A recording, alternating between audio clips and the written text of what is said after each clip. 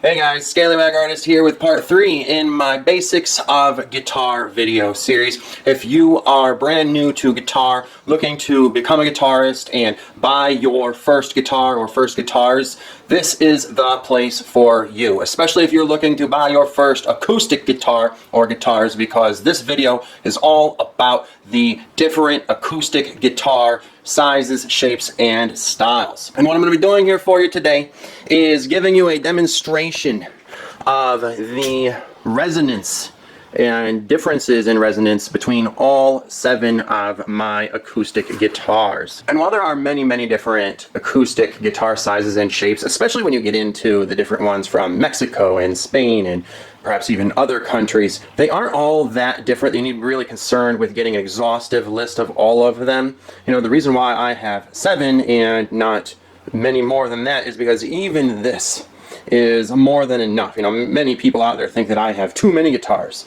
right? And some of my guitars don't really get used that much, so maybe they are right. But I wanted to get all of the essential different shapes and sizes. And so that's what I did. I'm going to show you today the resonance of each of them so you can see what the difference is. Now here on the far left is the smallest guitar that I have, the thin line guitar. And there are guitars that are smaller than this. The next size down is the parlor guitar, which I bought one of before getting this and didn't like the way that it sounded, because to me it sounded like a guitar with its nose plugged, like someone talking and then going like this. Like it had no bass, very little mid-range, only high mid-range and treble, and I didn't like the way that sounded, okay?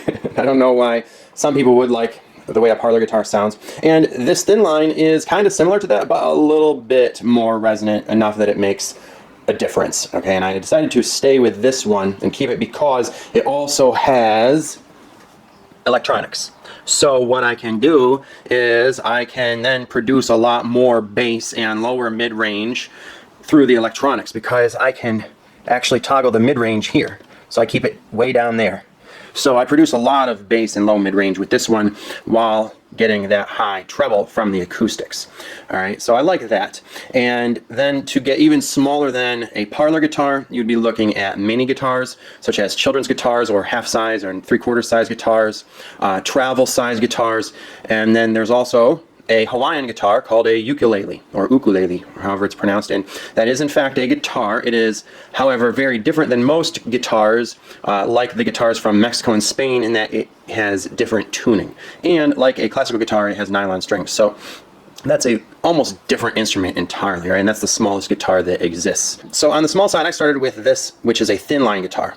And what that means is that it has a similar width from side to side as most guitars and height, but it is much smaller with this thickness here. Okay, it is much thinner, as you can see, compared to the rest. Okay, so it is a bit more resonant than a parlor guitar, and this is how resonant it is. Not very. You can see what I mean about the high treble. So that's why I need electronics with it. The next size up is the concert size guitar. So this one has kind of the same dimensions as a parlor guitar, but it is markedly bigger. All right, and this is how resonant it is.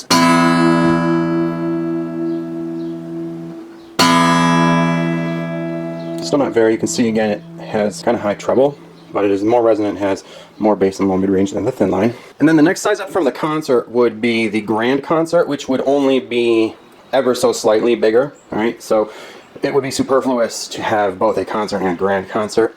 So I went up to a classical guitar, not because of the size difference, but because I wanted a classical guitar. This is a different style in other ways, such as the strings, which are nylon. So it is going to have a softer tone. All right, so this is how resonant it is.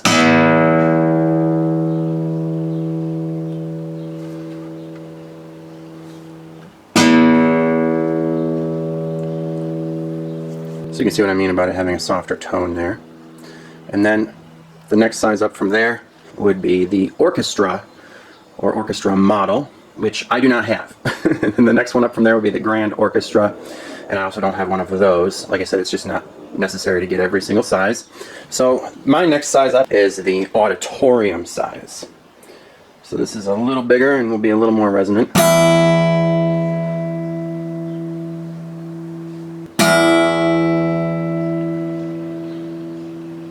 And then the next size up from there is the Grand Auditorium, which I wouldn't have felt the need to get, except this one has 12 strings. So again, it is a very slight difference in size, as you can see. This one is barely bigger than that one, just ever so slightly larger.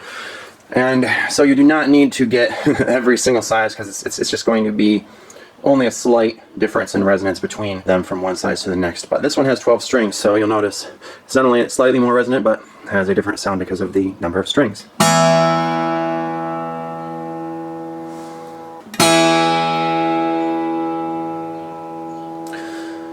And then the next size up from the Grand Auditorium is the Dreadnought, which is the most popular size and is one of the largest.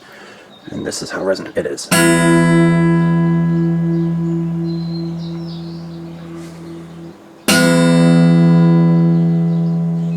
So as you can see, this one has a lot more bass than the others, as well as mid-range and treble. It has all of the frequencies, which is probably why it is the most popular. It is very resonant, and basically as resonant as you need it to be without needing extra electronics.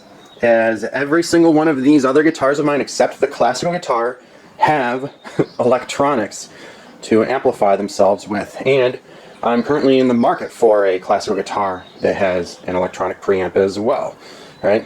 So the only sizes that don't need those are the Dreadnought and the next one up, which is the Jumbo size. This is the largest, as you can plainly see. And it also has different dimensions, okay? And as you may notice, the Dreadnought has slightly different dimensions than the others as well. So it does not have as much of an indentation there and as pronounced of a shoulder as the others have. And some of these other ones are more pronounced in their hourglass shape, which the Jumbo is one of. Okay, so this is going to be the most resonant, and this is how it sounds. So notice how resonant that is.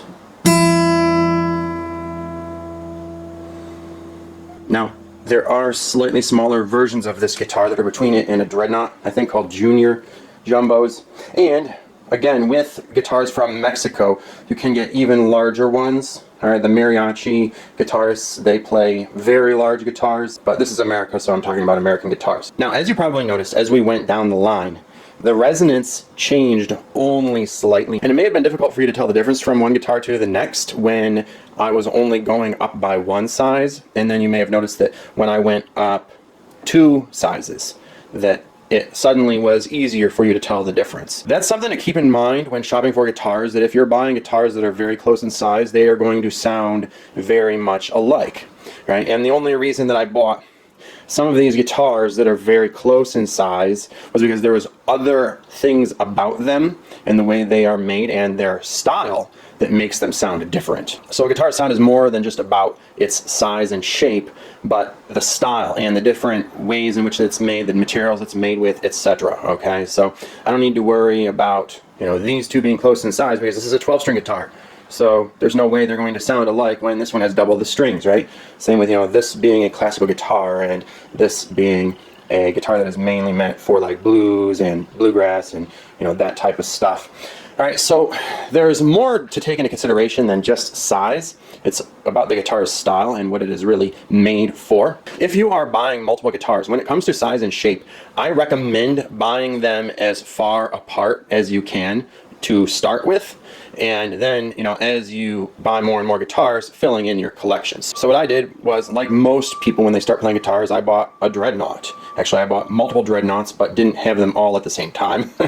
I bought one and then I would get rid of it and then I'd buy another, right? And then when I was starting my collection, I went as far away from the Dreadnought size as possible. I went, like I said, I bought a parlor guitar, didn't like the sound of that, returned it. Then I got this thin line guitar, and then I got the classical guitar, and then I filled in with these two, and then I went to the Jumbo, and then I got my 12-string. So basically every time I buy a new guitar, I was looking for a very different sound. There's no point in getting another guitar that's going to sound very similar to the last one that you got, right? And as you noticed, the guitars that are very close in size sound so much alike, but if you were to compare the ones that are very far apart, you'll tell there's a big difference. See?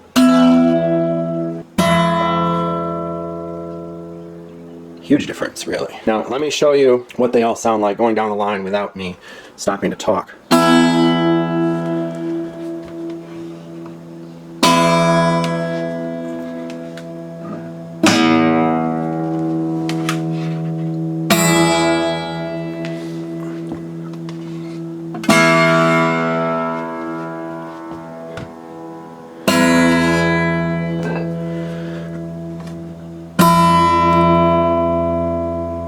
When I do it like that, you can probably tell that they are getting progressively more resonant with more lower mid-range and bass, and also a lot more volume as you go down the line. So how do you figure out which guitar is right for you and which ones you should be buying? Well, let me talk about what these different styles are, what they are all made for. This guitar, like I said, acoustically has a lot of treble and not a lot of anything else except for the fact that electronically it has really great EQ. Okay, so a really high guitar like that, or the Parlor, just, you know, acoustically, or, you know, other small guitars are really meant for casual at-home practice. Like, for instance, the Parlor guitar is called a Parlor guitar because it's one that back in the day people used to have in their parlor and would just play for friends that they were hanging out with when they were going to be sitting in very close proximity.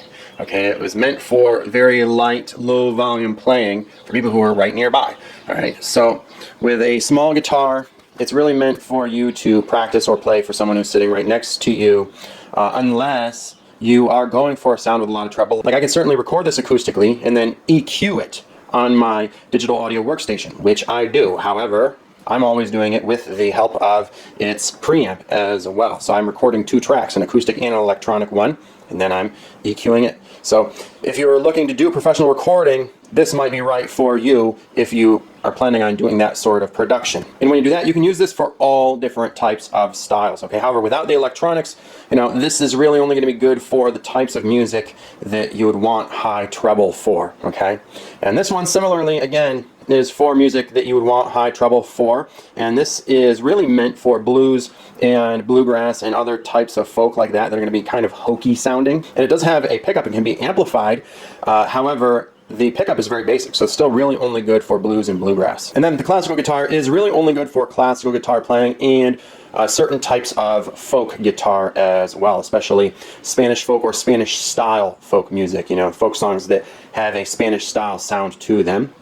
And then the auditorium is where you get into more general all-purpose use, okay? Because this now has more mid-range and bass, you can use this for all different types of folk and rock and what have you, pretty much anything you'd want to use guitar for. And this one, of course, has a preamp and electronic EQ system, so I can change, you know, the bass and the treble output. And then a 12-string guitar is something that has a extremely beautiful sound. The sound is kind of like the sound on a carousel. It's extremely beautiful, like this tinkling kind of sound, you know. So every string has another octave higher than it. So that type of style is really good for anything you want there to be an extreme level of beauty to. Anytime you need those extra octaves, like a guitar chorus in and of itself. So all different types of folk music, and then some rock in which you may have a really pretty interlude. A lot of love songs and ballads are written with 12-string guitar. A lot of leads and melodies are done with 12-string guitar. A lot of guitar virtuosos use 12-string guitar, like Leo Kottke, for instance. And then continuing up to the Dreadnought, this again is very all-purpose. So this is the most popular guitar size and shape right here. And this is where most people start with buying their first guitar, as I did, and rightly so. We should start with the Dreadnoughts because they are the most dynamic all-purpose guitars. They have the most treble, bass, and mid-range, okay, all together in one package without it getting too loud that it's going to overpower your voice, like with this one.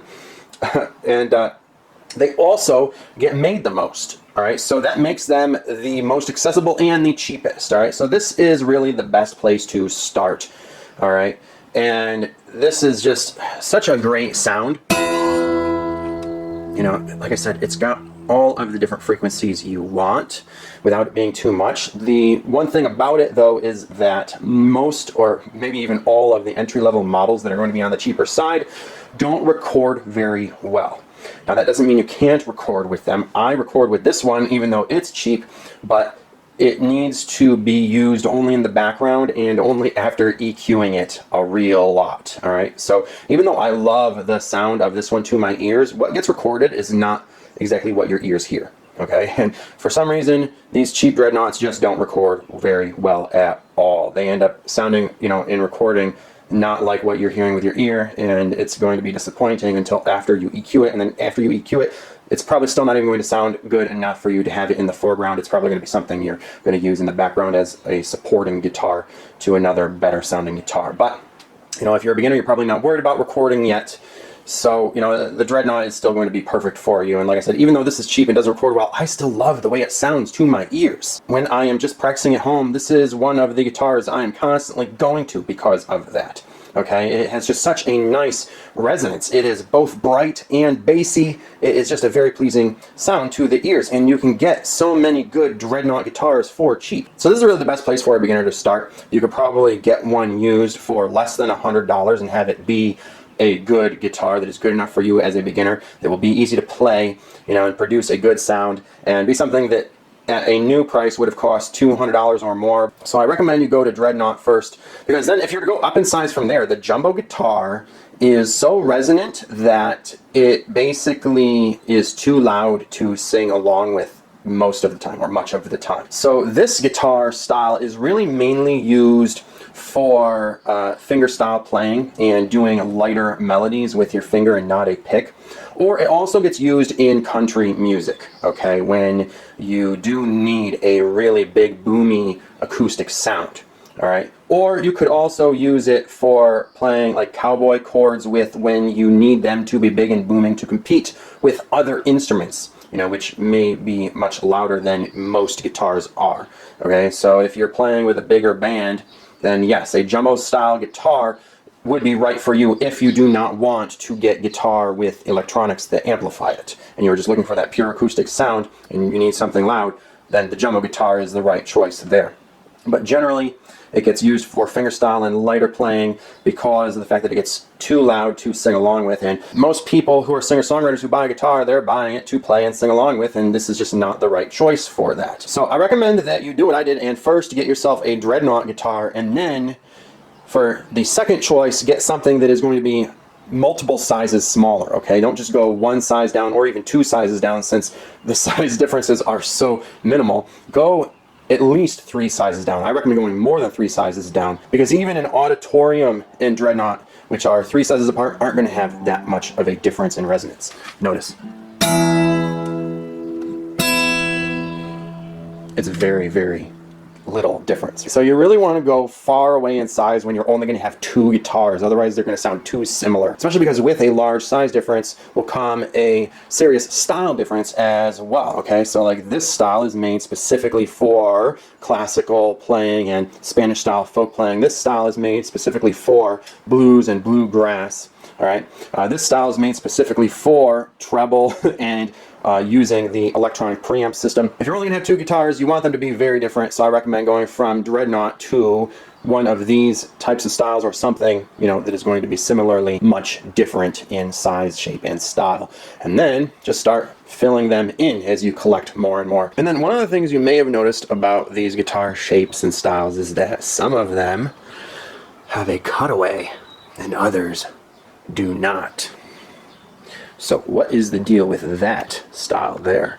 And do you need to be concerned with it? Well, yes, you need to be concerned with that if you are planning on playing a lead guitar where you are going to want to be accessing the fretboard much further than the 12th fret, because the 12th fret has an arch that comes down to it, so it starts to become difficult to go above the 12th fret. You can go 2 frets above with a little difficulty, but that's about it, you know, and you're certainly not going to be able to go higher than that, and you're also not going to be able to do it very easily on the higher strings unless you really reach for them.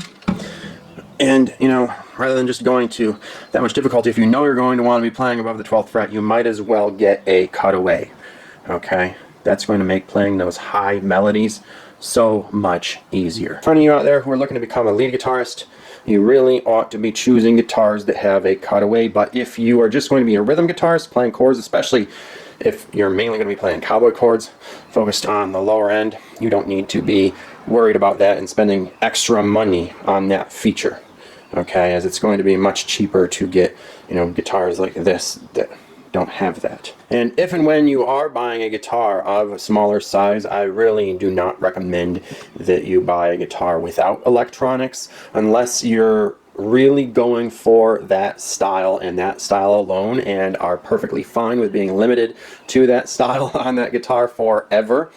Like I was with this classical guitar, at least for a time, but even now I'm like, even though I continue to want to be able to play classical guitar, I do really want one with electronics now. So even though I was okay with that for a time, that eventually ended up changing. So I really don't recommend buying a smaller guitar without electronics. It is just too limiting. You end up putting yourself in a box, and it is a permanent decision, because if you have the electronics, you can always use the guitar without them. But if you don't, it doesn't work the other way around. And these smaller guitars just have so much treble and so little of any other frequency that a lot of the time it just sucks to not have those other frequencies. And getting the electronic preamp that you can then EQ to any other frequencies that you want would solve that problem, and just unlimit your playing ability with the different sounds and tones you can produce, right? So I highly recommend when you get smaller guitars that you get them with electronic preamps, and not only that, but that you get ones that have at least 3-band EQ,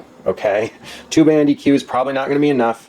Again, unless you want to be limited to a certain style of playing, like with this guitar. This is mainly for blues and bluegrass, and its amplification system doesn't come with any EQ, and I was fine with that because I knew I was going to be playing so much blues and bluegrass and other similar styles of hokey folk music that I wanted a guitar like this that was mainly meant for that sound and solely that sound alone, right? Because a guitar that was specifically meant just for that was going to sound so good in that style that I felt I needed that, and that I would be okay with not getting to use this for anything else, because I am primarily a folk singer who loves those types of tones. But apart from these two guitars, the other guitars I have in this lower end, smaller size range all have electronics with 3-band EQ, which is so essential because it gives you the ability to cut the mid-range out completely, or with this guitar I can toggle where on the frequency spectrum the mid-range is. I can make it much lower or much higher depending on what I'm going for,